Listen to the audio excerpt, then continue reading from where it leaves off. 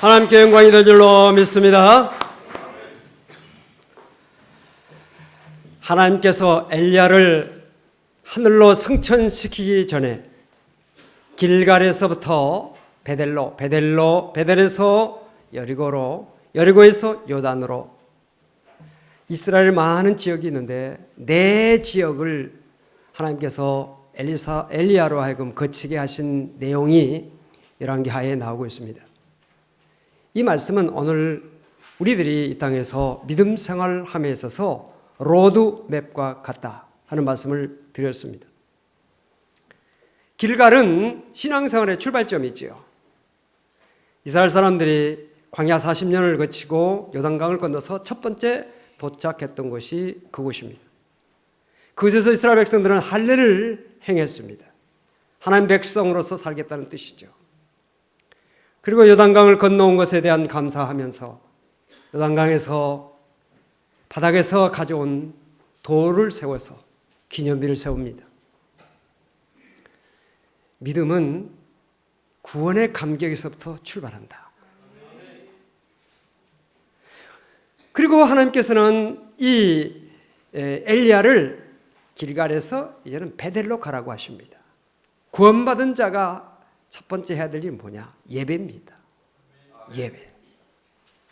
나를 구원해 주신 하나님의 은혜를 찬양하며 감사하며 기도하며 하나님의 말씀을 이제는 나의 양식으로 삼고 살겠습니다 하는 고백과 함께 예배를 드리는 삶. 예배는 아무나 할 수 있는 것이 아니지요. 구원받은 성도만이 할 수 있는 것이 예배입니다. 왜냐하면 구원받은 기쁨과 감격이 그 예배의 가장 핵심이기 때문에 구원받지 못한 사람은 참된 예배를 드릴 수가 없습니다. 예배를 통해서 우리는 하나님의 음성을 듣습니다. 하나님께 영광을 돌려드립니다. 오늘도 하나님께 영광 돌려드리고 하나님께서 주시는 하나님의 말씀을 받는 시간이 되어지길 주름으로 축원합니다. 하나님은 이 베델에 있는 엘리야를 이제는 여리고로 보내십니다. 여리고라고 하는 의미가 어디에 있을까요? 하나님께서 엘리야를 왜 여리고로 보내셨을까요? 여리고의 믿음을 가져야 된다고 하는 하나님 뜻이 있었기 때문이었다. 오늘 본문 4절에 보니까 엘리야가 그에게 이르되 엘리사야 청컨대 너는 여기 머물라 여호와께서 나를 여리고로 보내시느니라. 여리고는 세계 역사상 가장 오래된 도시 가운데 하나입니다. 그만큼 그것이 살기 좋다는 뜻이죠. 여리고는 이스라엘 백성들이 가나안 땅을 정복해 나갈 때 첫 번째 정복했던 성입니다. 난공불락의 요새였으며 초롱성이었습니다. 그들은 모두 철무기를 가지고 있었습니다. 여호수아 당시 이스라엘 백성들은 석기 시대의 사람들입니다. 어떤 철무기를 가지고 있지 못했습니다. 그런데 여리고 사람들은 철무기를 가지고 있는 현대식 무기를 가지고 있었던 것입니다. 오늘날 현대 전쟁은 적의 얼굴을 보고 총으로 쏴서 죽이는 그런 전쟁이 아닙니다. 보지 않고 전쟁하는 시대입니다. 보이진 않지만 어디서 날아온지 모르지만 미사일이 날아옵니다. 땅속 깊은 벙커 속에 숨었는데도 그것을 명중시키는 시대입니다. 지금 소총 가지고 전쟁하겠다. 안 되는 거죠. 이스라엘 백성들 여리고성의 그 군사들에 비하면 도저히 이길 수 없는 정말 무기 하나 제대로 가지고 있지 못한 이스라엘 백성들이었습니다. 그런데 하나님께서 이스라엘 백성들에게 말씀을 주셨습니다. 어떤 말씀을 주셨느냐? 언약궤를 중심해서 언약궤 앞에 무장한 사람들이 앞장서고 그 다음에 7 제사장이 7 양각 나팔을 들고 그 뒤를 따르고 그 다음에 언약궤를 맨 제사장들 그리고 그 뒤에는 이스라엘 백성들이 따르도록 그렇게 했습니다. 그래가지고 여리고성을 매일 하루에 한 바퀴씩 엿새 동안 돌게 했고 제7일째는 7바퀴 돌면서 마지막 돌 때는 제사장이 나팔을 불고 백성들은 함성을 지르라. 이것이 하나님의 명령이었습니다. 이 명령을 듣고 이스라엘 백성들은 그대로 순종합니다. 언약궤를 앞세우고 이스라엘 백성들이 매일 한 바퀴씩 엿새 동안 제7일째는 아침 일찍부터 시작해서 7바퀴를 돌고 함성을 질렀을 때 여리고성이 무너져 내렸습니다.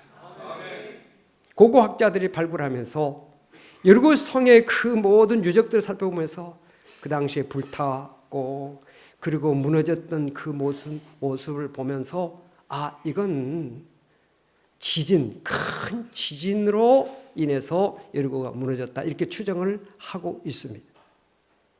하나님께서 이스라엘 백성들의 함성과 더불어서 믿음으로 함성을 질렀을 때 그 여리고성에 지진을 보내서 여리고성이 무너지게 하신 것입니다.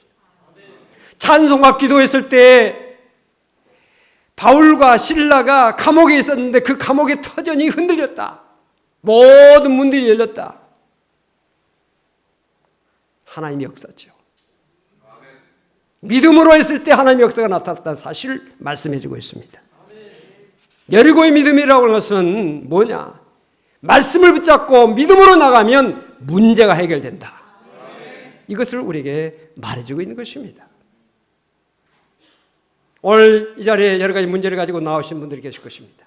인간의 힘으로는, 인간의 지혜로는, 인간의 어떤 경험으로는, 사람의 어떤 힘으로는 도저히 감당할 수 없는 그런 문제랄지라도 하나님의 약속의 말씀을 굳게 붙잡고 그 말씀을 믿음으로 나아가면 문제가 해결될 줄로 믿으시길 바랍니다. 우리는 인간의 힘으로 할 수 있기 때문에 믿음 생활하는 것이 아니잖아요. 할 수 없으니까 능력자, 전지전능하신 하나님을 의지하고 믿는 것이 신앙 아닙니까? 오늘 이 시간 인간의 힘으로 못하는 어떤 문제도 해결할 수 없는 문제도 믿음으로 해결해 나가고 극복하고 승리하는 성도가 되어지길 주님으로 축원합니다. 여리고의 믿음은 또 하나 어떤 의미가 있느냐? 나를 앞세우지 말고 하나님을 앞세우라 하는 깨달음을 우리에게 줍니다. 성도로 하는 그 의미 자체가 뭡니까? 믿음의 사람이라는 뜻이고, 믿음이라는 것은 무엇입니까? 나를 세우지 않고 앞세우지 않고 하나님을 앞세우는 것. 이것이 믿음의 사람의 모습인 것입니다. 세상을 내가 모든 것을 한다는 것이 아니라 하나님이 하신다. 따라서 합시다. 하나님이 모든 것을 하신다. 믿습니까? 아까 기도하신 장로님도 내게 생명, 내게 건강 하나님이 주셨다고 고백하지 않습니까? 내가 오늘 아침밥을 먹었으니까 건강하고 운동을 했으니까 건강하고 좋은 어떤 보약을 먹었으니까 건강한다가 아니라 하나님께서 내게 건강 주셔서 내가 건강하고 하나님께서 내게 생명 주셔서 내가 생명을 유지하고 있다 하는 그런 믿음을 갖는 사람이 성도예요. 성경을 보십시오. 믿음의 사람들의 모습을 우리가 한결같이 볼 수가 있는데 이사야, 예레미야, 호세아, 아모스 이런 모든 사람들의 모습을 보세요. 여호와의 말씀 내게 임하니라.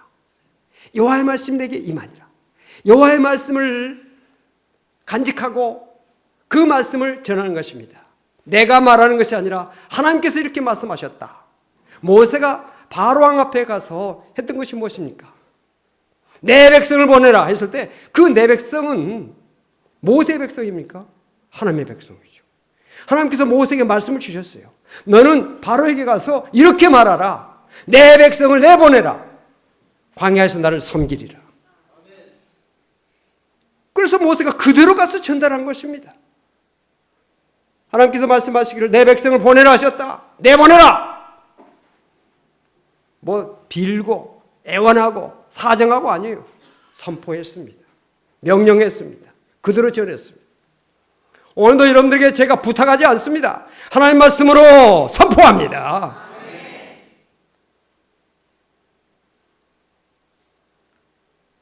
하나님께서 하셨다는 거예요. 모든 것을 하나님을 앞세운 것입니다. 어리석은 사람은 어떤 사람입니까? 자신을 내세우는 사람입니다. 누가복음 12장에 보면 예수님의 비유가 나오고 있는데 어리석은 부자에 대한 비유가 나오죠. 또 비유로 그들에게 말하여 이르시되 한 부자가 그 밭에 소출이 풍성함에 심중에 생각하여 이르되 내가 곡식 쌓아둘 곳이 없으니 어찌할까 하고 또 이르되 내가 이렇게 하리라. 내 곡간을 헐고 더 크게 짓고 내 모든 곡식과 물건을 거기 쌓아두리라.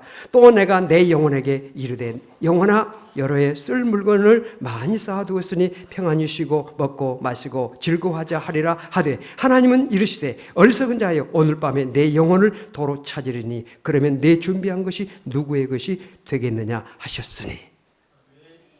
여기서 우리가 특징적으로 볼 수 있는 것이 무엇입니까?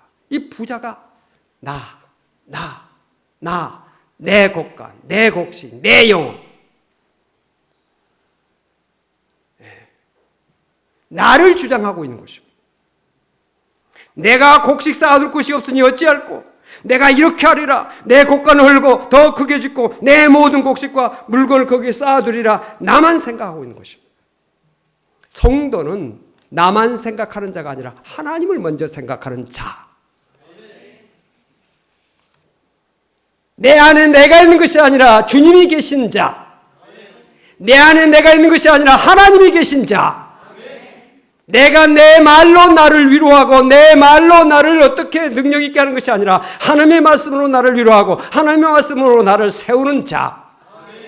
이것이 성도예요. 주 예수 이름 높이어 다 찬양하여라. 우리가 찬송하지 않습니까? 성도는 주님의 이름을 높이는 자예요. 모든 일, 가정에서도 일터에서도 자녀를 바라보면서도 사업하면서도 직장생활하면서도 어느 곳에서도 어떤 자리에서도 항상 나를 앞세우지 말고 주님을 앞세우고 주님의 영광을 드러내는 성도가 되어지기를 주님으로 축원합니다. 그 다음에 여리고의 믿음은 어떤 믿음이냐? 가족을 구원하는 믿음입니다. 여리고가 완전히 무너집니다. 하나님께서 여호수아에게 말씀하시기를 여리고 성에 있는 모든 것을 다 진멸하라고 했어요. 사람은 말할 것도 없고 짐승들까지 다 죽이라고 그랬습니다. 이거 하나님의 명령이에요. 그래서 이스라엘 백성들이 여리고 성을 무너뜨리고 난 다음에 모든 것을 다 죽이는데 딱 한 가정 살려둡니다. 라합이라고 하는 기생의 가정입니다. 이 라합이라고 하는 사람은 이방인이죠. 또 기생이죠. 윤리도덕적으로 정말 구원받기 힘든, 구원과는 거리가 먼 그런 사람이었습니다. 그러나 그가 믿음으로, 히브리서에 보니까 믿음으로 이스라엘 정탐꾼을 숨겨 주었기 때문에 그가 히브리서의 믿음의 영웅들의 전당에 그의 이름이 명예롭게 올라가 있는 것입니다. 할렐루야. 이 라합이라고 하는 여자, 이스라엘 백성들이 가장 사랑스럽게 여기고 있는 다윗 왕의 조상이 됩니다. 아니, 온 인류가 믿고 섬기는 예수 그리스도의 조상이 되는 것입니다. 마태복음 1장에 보면 예수님의 계보가 나오는데 그 계보 속에 이방인 여자 이름 5사람이 나오는데 그 5사람 가운데 한 사람으로 명예롭게 그의 이름이 기록되어져서 성경에 기록된 여인으로서 정말 이 말씀이 진리의 말씀으로, 흔들리지 않는 말씀으로, 사라지지 않는 말씀으로, 세세토록 무궁한 말씀으로 남아있는 그 말씀 속에 그의 이름이 자랑스럽게 기록될 수 있었던 그 라합. 여러분, 성도는 가족을 멸망해서 구원해야 되는 사람이 있다는 사실을 한순간도 잊어서는 안 돼요. 예수님께서 십자가를 지시고 골고다라 언덕에 올라가실 때 예루살렘에 많은 여자들이 나와서 길바닥에 나와서 십자가를 지고 가신 예수님을 향하여 울면서 슬퍼합니다. 그때 예수님께서 그들을 바라보시면서 하신 말씀이 예루살렘의 딸들아, 나를 위해서 울지 말고 너와 너의 자녀를 위해서 울라.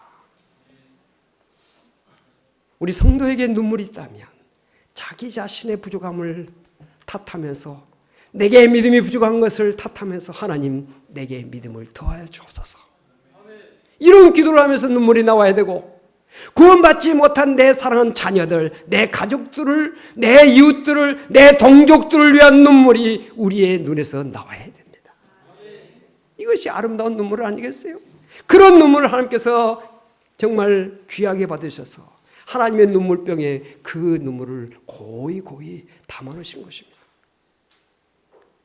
계시록을 보면 천국에 12문이 있는데 동쪽에 3개, 또 서쪽에 3개, 북쪽에 3개, 남쪽에 3개, 모두 12개의 문이 있는데 그 12개의 문마다 다 진주로 만들어졌다 그랬어요.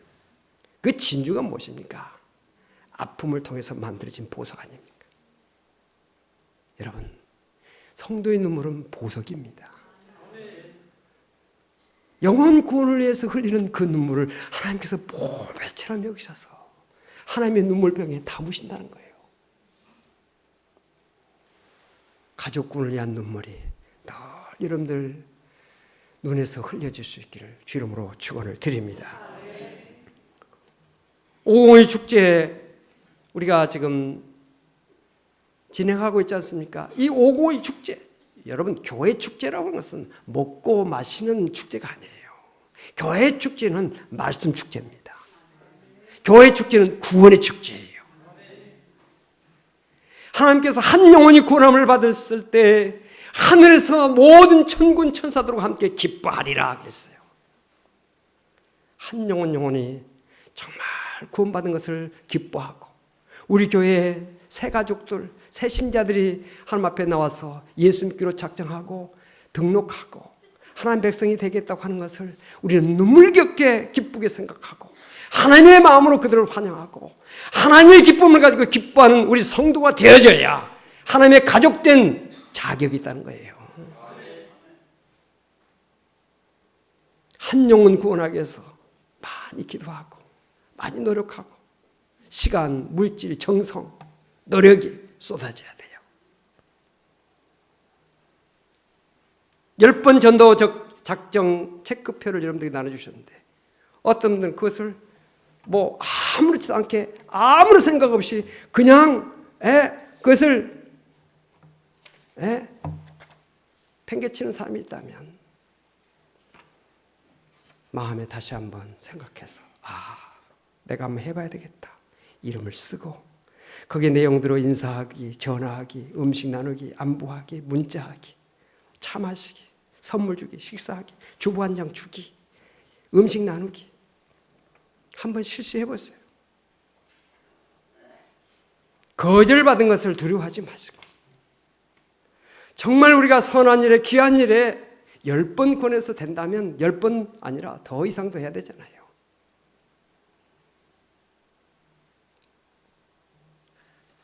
믿음으로 여러분들의 가족을 다 구원할 수 있는 하나님 앞에 섰을 때 정말 나는 이 아름다운 곳에 왔는데 내 사랑하는 가족들 이곳에 있을 수 없다 생각하면 얼마나 고통스럽습니까? 사랑하는 자녀들, 사랑하는 가족들 생각할 때 가만히 보면 뭘 먹여줄까? 뭘 좋아하는데 뭘 먹여줘야지? 스포츠 선수들이 외국에서 훈련하다가 돌아올 때 부모들이 뭘 먹여줄까? 얘가 뭘 좋아하는데 그 생각부터 하지 않아요. 좋은 것이 있으면 함께 나누려고 하는 것이 가족입니다. 천국의 그 놀라운 축복을 나 혼자 누리겠다 하면 그건 잘못된 거잖아요. 가족과 함께 그 기쁨의 자리에 그 영광스러운 자리에 그 복된 자리에 우리 모두가 다 들어가서 후회 없는 그런 천국 생활이 돼야 되지 않겠어요? 가족군에서 눈물로 기도하는 성도가 되시길 바랍니다. 여리고의 믿음은 말씀으로 환경을 고치라는 교훈을 우리에게 주고 있습니다. 열왕기하 2장을 보면 엘리사가 여리고 성을 방문했을 때 여리고 사람들이 엘리사에게 와가지고 하소연하는 내용이 있습니다. 이곳은 참 위치는 좋은데 물이 나빠서 토지의 소산이 익지 못하고 떨어집니다 라고 하소연했습니다. 여러분, 물이라고 하는 것은 참 중요하지 않습니까? 여러분, 우리 인간의 몸속에도요 물이 70% 내지 80%가 있잖아요. 이 물이 좋아야 돼요. 물이 깨끗한 물이 우리 몸에서 돌아야 우리가 건강하지. 독이 돈다, 독물이 돈다 생각하면 그 사람은 건강치 못합니다. 물이 얼마나 중요합니까? 강물이 오염돼 가지고 물고기들이 막 폐사하는 그런 모습을 우리가 종종 보지 않습니까? 낙동강이라든지 영산강이라든지 이런 데 강에서 그 많은 강물, 그 엄청난 강물이 도도하게 흐르고 있는데 그 속에서 살고 있는 물고기들이 그 물속에 있는 독성 때문에 죽어서 둥둥 떠 있는 모습을 보면서 정말 그 강물에 폐수를 흘려보낸 그런 사람들 정말 회개해야죠. 여러분, 물고기만 죽습니까? 그 물이 밭으로, 논으로 다 가서 농작물을 기릅니다. 거기에 나오는 열매, 거기서 나오는 곡식을 우리가 우리 식탁에서 그걸 먹지 않습니까? 독이 들어있는, 오염되어 있는 것을 먹으면 우리 인간의 건강을 해치게 되고 독을 먹고 있는 거 아닙니까?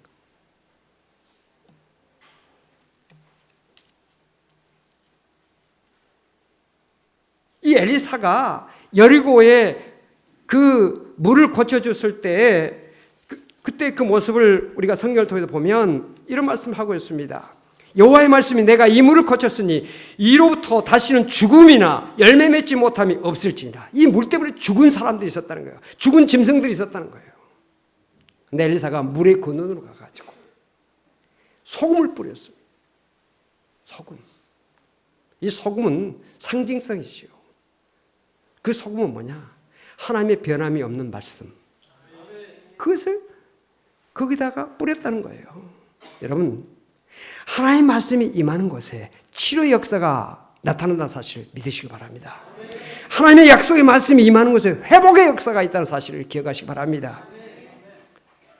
마가복음 16장을 보면 믿는 자에게 표적이 따른다고 그랬어요. 믿음을 가지고 하면 막 표적이 나타난다는 겁니다. 표적이 따라온다는 거예요. 따라온다는 거예요. 가는 곳마다 막 따라와요. 표적이. 어떤 표적입니까? 귀신이 쫓겨나는 표적이 나타나고요. 방언이 나타나는 표적이 나타나고요. 뱀을 집어올리게 되고요. 무슨 독을 마실지라도 해를 받지 않으며 병든 자에게 손을 얹으시고 나으리라. 오늘 사랑하는 성도님들, 여러분들 믿음을 가졌다면 그런 표적들이 나타나야 돼요. 믿습니까? 이 시간도 여러분들 마음이 괴로우신 분들, 몸에 병이 계신 분들, 고통당하신 분들, 절망 가운데 있는 분들, 마음에 불안과 초조, 그리고 괴로운 그런 어떤 슬픔, 우울증 이런 것들이 혹시 계신 분들이 계시다면 저를 따라서 한번 하시기 바랍니다. 다 오른손을 드세요. 가슴에서 얹으세요. 따라서 합시다. 내 마음을 어둡게 하고 괴롭게 하는 악한 사탄 마귀야, 예수 이름으로 명하노니 물러가라, 물러가라, 물러가라. 나를 괴롭게 하고 아프게 하는 모든 병마야, 예수 이름으로 명하노니 물러가라, 물러가라, 물러가라. 할렐루야. 믿음대로 될지어다.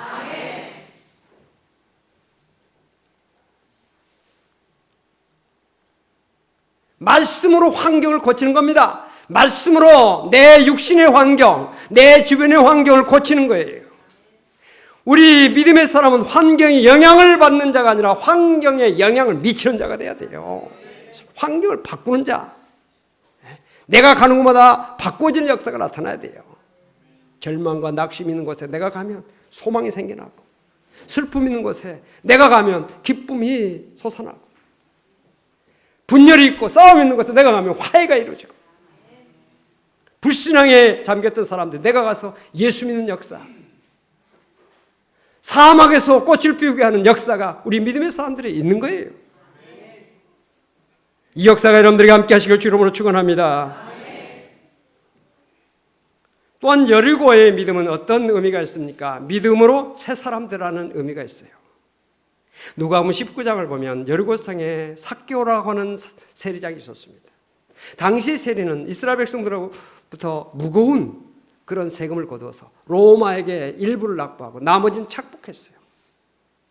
백성들의 고유를 빠는 정말 매국노와 같은, 사람들이 얼마나 세리를 미워했는지 아주 쳐다보지도 않고 멸시하고 천대했고요. 사람 취급을 하지 않았어요. 그래서 성경을 보면 이 세리들은 죄인의 부류로 들어갑니다. 죄인이에요. 그런데 세리장이니까 더하죠. 이 삭개오가 여리고성에 예수님께서 지나가신다는 소식을 듣고 예수님 얼굴을 한번 봐야 되겠다. 길가에 나왔다가 키가 너무 작아서 많은 사람들이 에워싸여서 가시는 예수님의 얼굴을 볼 수가 없어서 길가에 서 있는 돌 감람나무, 돌 무화과나무 위에 올라갔어요. 옛날 성경에는 뽕나무, 세번역에 개역 개정에는 돌 무화과나무, 돌 무화과나무에 올라가서 예수님을 보는 것입니다. 예수님께서 그 나무 밑에 오셔서 나무에 앉아있는 삭개를 보시고 삭개호야 내려오너라. 어떻게 내 이름을 아셨을까? 깜짝 놀랐겠죠. 내가 오늘 너희 집에 유하여야겠다. 나와 같은 죄인, 나와 같은 많은 사람이 미워하고 멸시하고 천대한 내 집에 저 귀하신 예수님께서 들어오시다니, 오셔서 내 집에서 유하시겠다니 황공무지로소이다. 예수님을 모시고 자기 입으로 가서 예수님께 말씀드립니다. 주여, 나의 재산을 절반을 가난한 자들에게 나눠주겠습니다. 남의 것을 빼앗은 것이 있으면 4배로 갚겠습니다. 새 사람 됩니다. 옛사람이 변하여 새 사람 됐어요. 예수 만나면 옛사람이 변하여 새 사람 된다는 사실을 믿으시면 아멘 하시 바랍니다. 여러분, 우리가 예수가 우리 안에 들어오면 새로워지게 돼 있어요. 말씀이 우리 안에 들어오면 새로워지게 돼 있어요. 생명의 말씀이 내게 오는데 우리의 소생함을 받게 돼 있어요. 여리고성에 맹인 한 사람이 있었습니다. 바디메오. 그는 남에서부터 맹인이었습니다. 너무 가난해서 길바닥에 나와서 구걸을 하고 있다가 예수님께서 지나가신다는 소식을 듣고 예수님을 향하여 보이지 않는 눈이었지만 소리쳐 외칩니다. 다윗의 자손 예수여, 나를 불쌍히 여기소서. 다윗의 자손 예수여, 나를 불쌍히 여기소서. 이번 지나가시면 언제 오실지 모르는 그 예수님을 향해서 힘을 다해서 예수님의 이름을 불렀습니다. 그때 예수님의 길을 가시다가 멈추시고 맹인 바디메오를 바라보셨습니다. 저 사람을 내게로 데려와라. 사람들이 가서 예수님이 너를 부르신다. 맹인이 뛰어 일어나서 겉옷을 벗어버리고 예수님께로 달려갑니다. 무엇을 하여 줄까? 눈을 뜨기를 원합니다. 보아라. 보게 될 것이다. 즉시 그의 눈이 뜨어졌어요.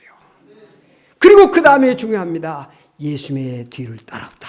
그랬어요. 눈을 뜬 사람, 예수님의 은혜를 받은 사람, 예수님의 사랑과 축복을 받은 사람은 당연히 예수님을 따르는 자가 되어야 됩니다. 성도가 되어야 됩니다. 그 은혜를 찬양하며 영광 돌리는 그 자리에 있어야 한다는 사실이에요. 할렐루야! 우리는 달라져야 돼요. 예수를 믿고 나서 달라져야 돼요. 여러분들 사진을 가끔 찍지 않습니까? 저도 사진을 종종 찍습니다. 사진을 찍어가지고 이제 종종 보지요. 2, 3년 전에 찍은 사진을 이렇게 보면서 느낀 게 있어요. 뭘 느낍니까? 아, 그때가 지금보다 더 좋았는데, 야, 그때만 해도 좀 젊었네. 그걸 느끼잖아요. 사진이라는 것은 그 순간을 오랫도록 간직하자고 찍는 것이 사진이잖아요. 사진을 보면서 아, 내가 달라졌구나. 날마다 거울을 보면서 내가 달라졌구나는 별로 못 느끼지만 물론 어느 날 갑자기 얼굴 보면서 그래, 세월이 많이 지났구나 하는 걸 느낄 수도 있지만 매일매일 우리가 느끼기 힘듭니다. 그러나 5년 전에, 3년 전에 찍었던 사진을 보면서 3년 전의 나의 모습과 오늘의 내 모습이 많이 다르네 하는 걸 느낍니다. 어린아이들 자라는 모습을 보십시오. 우리 교회도 어린아이들 많이 교회에 나오시. 지금 지하에도 여러 아이들이 지금 많이 있는데요. 제가 가끔 예배를 끝나고 내려가서 아이들을 봅니다. 일주일 만에 한 번씩 보는데 어떤 아이들은 또 잘 안 와가지고 2주일 만에 오는 애들도 있고요.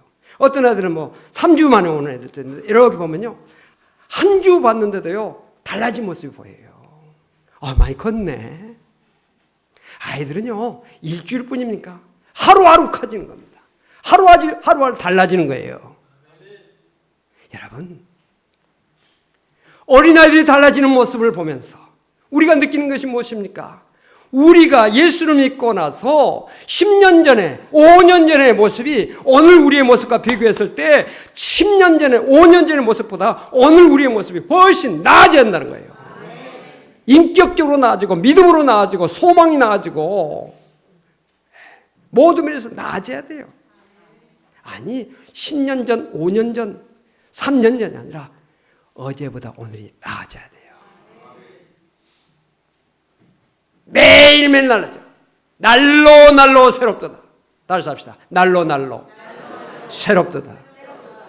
우리 믿음의 사람들은 날로 새로워져야 돼요. 우리의 겉사람은 후피하지만 우리의 속사람은 날로 새롭도다. 육신은 어찌할 수가 없어요. 아무리 성형수술하고 아무리 좋은 화장품 발라도 소용없어요. 여러분들 다 속는 겁니다. 화장품 선전한 여자들 보세요. 저런 얼굴이나 처음 봤다. 야, 얼굴이 저렇게 매끈거리고 저렇게 아름다울 수가 있을까? 근데 다 뽀샵하고 다 이렇게 하고 다 이렇게 해가지고 펜트 칠하듯이 다 발라가지고 아주 완벽하게. 그게 사진의 어떤 영상의 기술이에요, 그게. 또 사람들 그걸 보면서 야, 이 화장품을 바르면 저렇게 예뻐지나? 저렇게 피부가 고와지나? 해가지고 그걸 사는 거지. 우리의 속사람, 우리의 겉사람. 우리 겉사람은 후피하지만 우리의 속은 날로 새로워져야 돼요.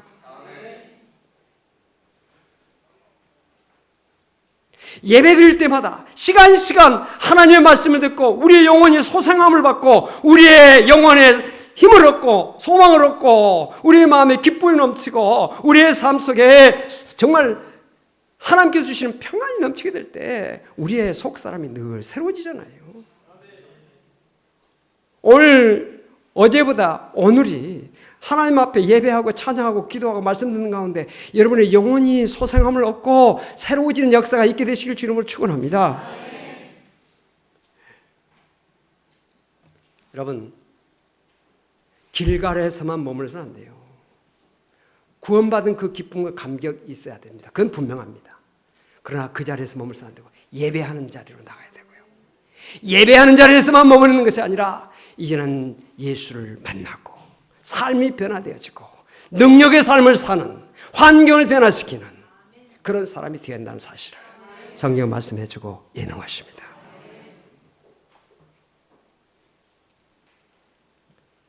여리고로 가라.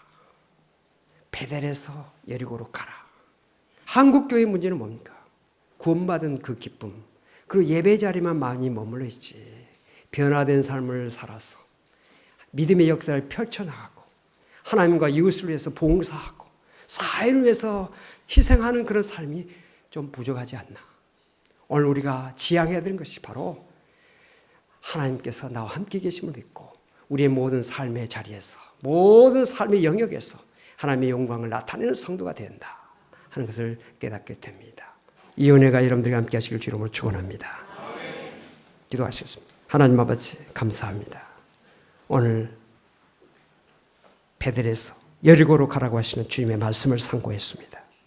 우리의 삶이 능력 있는 믿음의 삶이 되어서 문제를 해결하고 환경을 이기고 극복하고 영향을 미치고 날마다 새로운 삶을 살아서 하나님과 이웃에게 영광을 돌리며 봉사하며 사는 저희들 되시도록 축복하여 주시옵소서. 예수님의 이름으로 간절히 기도하옵나이다. 아멘.